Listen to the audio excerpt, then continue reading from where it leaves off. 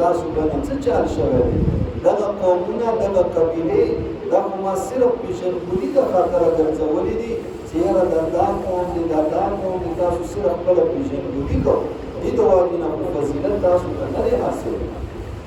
لکه اوس دغه پیژندګلوي لکه مثلا دوه درې کسان دي هغه ټولو نامه عبدالله دی یاره عبدالله کوم عبدالله یاره پنجابی عبدالله عبدالله کم عبدالله پختون عبدالله عبدالله کم عبدالله افریده کم عبدالله اورزه کم عبدالله پانکر بس دا خو دې پیژندګلوي دپاره دی چې تاسو یو بل پیژندګلوي وکړو ځکه تاسو به یو بل سره تعلق راځي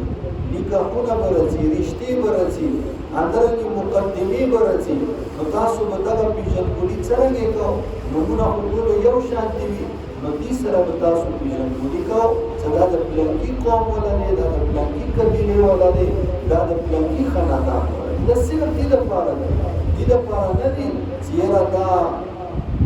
پلانکی دی دا ملاخیل دی دا اورنګزی دی دا افریدی دی دا علیخیل دی دا میا صاحب دی او دا پیر صاحب دی دا خونزادګان دي او دا دي او دا دي دې سره دغه فضیلتونه نشته نه په میاتوب باندې دی نه په ملاخیلتوب باندې دی نه په علیخیلتوب باندې دی نه په بلتوب باندې دی نه په بلتوب باندې دی فضیلت هغه صرف او صرف دا په تقوا باندې دی زموږ بزرګانو کې هندوستان دارالعلوم دیوبند هغه کې یو عالم تیر شوی دی مفتي کفایت الله دهلوي رحمت الله علیه شیخ سرفراز خان صدر صاحب رحمت الله علیه په تفسیر کې لیکي چې دغه مفتي کفایت الله صاحب بې ادبي د معاف وي نو هغه یایي چې دا خاندان نه یو خو الله تعالی دې ته دومره فضیلت ورکړی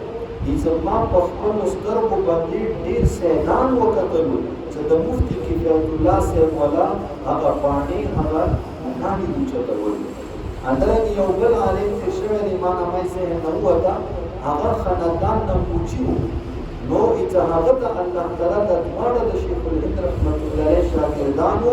الله تعالی هغه ته هم لوی مقام ورکړی نو دغه ټولې پیشې دي دا ټول کسبونه دي چې یاره دا کاریګر دی او دا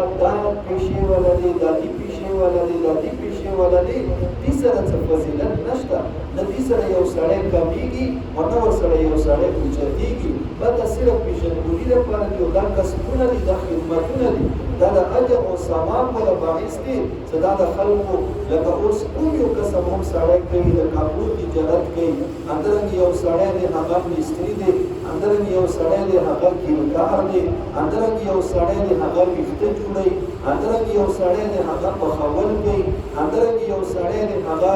تبرګي جوړوي همدارنګه یو سړی کم کار دغه ټول خدمتونه دي دې باندې دې ته اجر او ثواب ملوي بیا د ځان ته خبره دی که یو سړی ورته حرامو ته لاس اچوي نو هغه په حرامو د واجې نه بیا ګناهګار دی نور دغه پیشې دغه کسب د واجې نه هغه ته اجر او ثواب ملويږي دا د ثواب ولا مستحق دی او دغه خدمت د ځان ته عبادت دی نو دې د واجې نه فضیلت نشته فضیلت دې د واجې نه دی چې یو سړی هغه کې تقوا موجوده وي